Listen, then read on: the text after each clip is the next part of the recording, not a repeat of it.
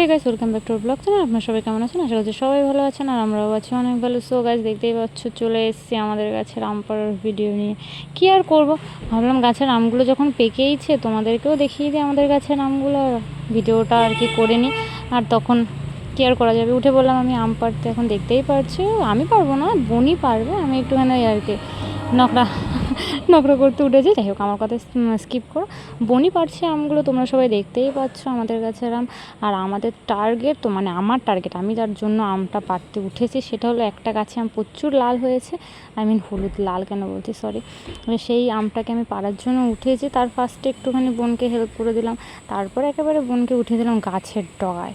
এবার আমার বোন সেই আমটাকে পাড়ছে, যে আমটার প্রতি আমার নজর গেছে। আর আমি তো এদিকে তাকিয়েই আছি, কখন আসবে আমটা আমার হাতে। তার উপরে আমার বোন পেরেই ফেলো, দেখতে পাচ্ছ, আর টুকুস করে আমি আমার হাতে নিয়ে নিলাম। যাই হোক, ভিডিওটা ভালো লাগলে like, comment, share and subscribe করতে ভুলো না কিন্তু।